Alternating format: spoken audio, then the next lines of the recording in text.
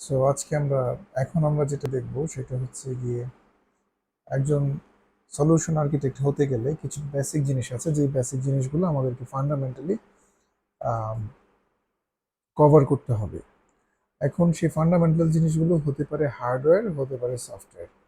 তো হার্ডওয়্যারের কিছু ফান্ডামেন্টাল পার্ট আছে, সফটওয়্যারের কিছু ফান্ডামেন্টাল পার্ট আছে।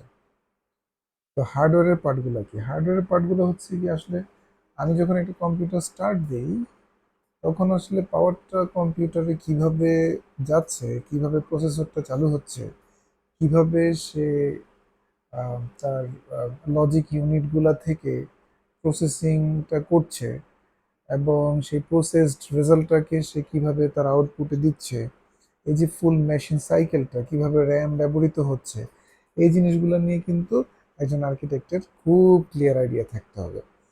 তা না হলে সে কিন্তু আর্কিটেক্ট হতে পারবে, কিন্তু ওই যে নেক্সট লেভেলের আর্কিটেক্ট আমরা যেটাকে বলি, এটা আসলে সে হতে পারবে না। একটা কম্পাইলার কিভাবে কাজ করে, কিভাবে একটা কম্পিউটারের ল্যাঙ্গুয়েজ থেকে কিভাবে 1010 একটা ইনস্ট্রাকশন ক্রিয়েট হয়, আবার কিভাবে ওই ইনস্ট্রাকশনটা 1010 হয়ে আবার প্রসেসরের ভিতরে কাজ করে, এই জিনিসটা কিন্তু আসলে আমরা কখনোই জানতে পারবো না যদি না আমাদের এই বিষয়ে একটা ক্লিয়ার আইডিয়া না থাকে।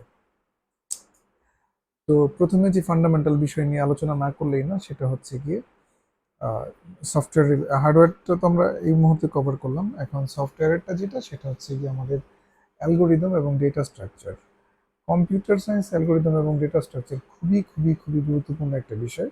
প্রথমেই আমরা যেটা বলবো সেটা হচ্ছে অ্যালগোরিদম কি জিনিস। অ্যালগোরিদম হচ্ছে গিয়ে স্টেপ বাই স্টেপ একটা প্রসিডিওর আমরা যদি ফলো করে একটা প্রবলেমকে সলভ করি এবং এটাকে যদি আবার রিক্রিয়েট করা যায়, এই স্টেপগুলো যদি আমরা আবার ফলো করি এবং আবার যদি সে একটা সেম প্রবলেমকে সলভ করে, তখন আমরা বলতে পারবো যে আমরা একটা অ্যালগোরিদমের ব্যবহার করছি, তাই তো? অ্যালগোরিদম, তার মানে অ্যালগোরিদম বুঝা বলতে আসলে আমরা কি বুঝাই? অ্যালগোরিদম বুঝা বলতে আমরা বুঝি অ্যালগোরিদমের এফিসিয়েন্সিটা কেমন, টাইম কমপ্লেক্সিটিটা কেমন, স্পেস কমপ্লেক্সিটিটা কেমন, এই জিনিসগুলো হচ্ছে গিয়ে ওই অ্যালগোরিদমের মূল বিষয় আসলে। ধরেন আপনি এমন একটা অ্যালগোরিদমের হেল্প নিয়েছেন একটা প্রবলেম সলভ করার জন্য, যে হচ্ছে গিয়ে একটা সার্টেইন অ্যামাউন্ট অফ ডেটার উপরে গেলে সে একটা ইনফাইনাইট টাইম কমপ্লেক্সিটিতে পড়ে যায়।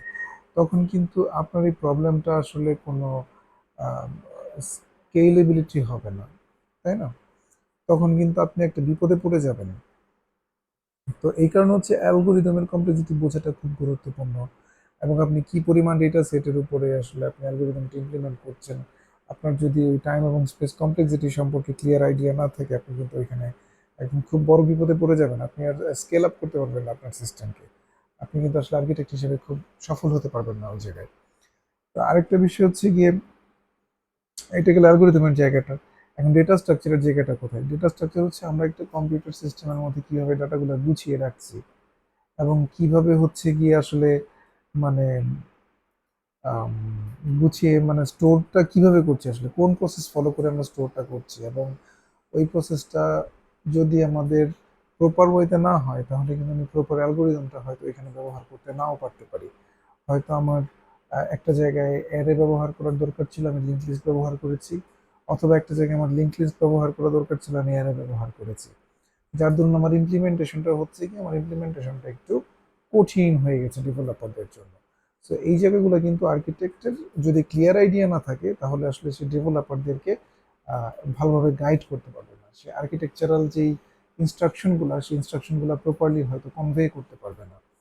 এই জায়গাগুলোতে এর জন্য আর্কিটেক্টকে খুব সিরিয়াসলি, খুব সলিড হতে হবে। আমরা এটা খুব ভালো মতো জানি, আমাদের এই ইন্ডাস্ট্রিতে অনেক সিনিয়র ডেভেলপার আছেন যাদের হচ্ছে এক্সপিরিয়েন্স হয়েছে, কিন্তু তারা তাদের এই প্রবলেম সলভিং ক্যাপাবিলিটিগুলো এবং বেসিক ডেটা স্ট্রাকচার এবং অ্যালগোরিদমগুলো, সার্চিং, সর্টিং, গ্রাফ, তারপর হচ্ছে ডায়নামিক প্রোগ্রামিং, এই জিনিসগুলো তারা করে আসেন নাই, বা তারা আসলে জিনিসটাকে না, আমি নেগেটিভ ভাবে বলছি না, তারা জিনিসটাকে আসলে ফাঁকি দিতে চান। কিন্তু আসলে এটা ফাঁকি দিয়ে আপনি কখনোই খুব ভালো জায়গায় যেতে পারবেন না, কারণ আপনার এই বেসিকগুলো খুব সলিড ভাবে থাকতে হবে। তো আমরা এটা গেলাম যে আসলে ডেটা স্ট্রাকচার আর অ্যালগোরিদম তাহলে আহ, না শিখে আপনি সিনিয়র হয়ে গেছেন, তাহলে এটা আসলে কিভাবে আপনাকে হেল্প করতে পারে? প্রাইমারিলি আমি কিছু জিনিস লিখে রেখেছি এখানে, যেটা দেখে দেখে আসলে আপনাদেরকে বলছি। সেটা হচ্ছে প্রবলেম সলভিং। যে প্র্যাকটিসটা আপনার হয়, আপনি যখন অ্যালগোরিদম জিনিসটাকে প্র্যাকটিস করেন তখন আপনার এই সিস্টেমেটিক অ্যাপ্রোচটা ডেভেলপ হয়। আপনার যদি অন্যভাবে ডেভেলপ হয় দেন দ্যাট ইজ ফাইন, কিন্তু এটা হচ্ছে খুব ভালো একটা ওয়ে আপনার সিস্টেমেটিক অ্যাপ্রোচে একটা বিগার প্রবলেমকে সলভ করার যে ওয়ে, সেটা আসলে আপনি করতে পারেন। আরেকটা হচ্ছে গিয়ে আপনি একটা বড় প্রবলেমকে ব্রেক ডাউন করে কিভাবে ছোট ছোট প্রবলেমকে ওভারকাম করে সেই বড় প্রবলেমটাকে সলভ করতে পারেন, এটাও আপনি অ্যালগোরিদমিক ওয়েতে যখন আপনি যাবেন আপনি দেখবেন জিনিসগুলো অনেক সোজা হয়ে যায়। তারপর হচ্ছে গিয়ে আপনার ডেটা স্ট্রাকচারের এফিসিয়েন্সি এবং আম, আম, একটা অ্যালগোরিদমের আসলে এফিসিয়েন্ট মানে টোটাল একটা সিস্টেমের এফিসিয়েন্সি এবং স্কেলেবিলিটি যদি আপনি চিন্তা করেন, তাহলে আসলে মানে সঠিক উপায়ে যদি আপনি ডেটাগুলো ম্যানেজ না করেন, সঠিক উপায়ে যদি ডেটাগুলো আপনি প্রসেস না করেন, এফিসিয়েন্সি এবং স্কেলেবিলিটির জায়গাটায় একটা সার্টেন লেভেলে যে আপনি একটা বটলনেকে পড়ে যাবেন। কারণ একটা সফটওয়্যার কমপ্লেক্সিটি, যখন সফটওয়্যারটা বড় হতে থাকে তখন কমপ্লেক্সিটি বাড়তে থাকে। হ্যাঁ, বড় হতে থাকে আর কমপ্লেক্সিটি বাড়তে থাকে, স্কেল আপ করাটা খুব ডিফিকাল্ট হয়ে যায়। তো এই জায়গাগুলো হচ্ছে যদি আপনি একদম শুরু থেকে এই জিনিসগুলো যদি নখদর্পণে রেখে আপনি যদি প্রবলেমগুলো সলভ করতে থাকেন, পরবর্তীতে জিনিসগুলো না আসলে অনেক সহজ হয়ে যায়। তো আমরা হচ্ছে আরেকটা হচ্ছে গিয়ে আপনি অ্যালগোরিদম এবং ডেটা স্ট্রাকচার গুলো যেটা হয় সেটা হচ্ছে আপনার কম্পিটিটিভ অ্যাডভান্টেজ হয়ে যায়। যেমন ধরেন একই সার্চ আপনি আপনার মতো করে ধরেন আপনি কোনো একটা সার্চ করে আপনি ধরেন একটা সর্ট করেছেন বাবল সর্ট, ঠিক আছে? হয়তো আপনার কম ডেটা ছিল, আপনি বাবল সর্ট করেছেন, আপনি ডিফিকাল্টিস গুলো টের পান নাই। কিন্তু এখন আপনার প্রোগ্রাম অনেক বড় হয়ে গেছে, এখন আপনাকে একটা সর্টিং করতে হচ্ছে, এখন আপনি ওইখানেও বাবল সর্ট আছে।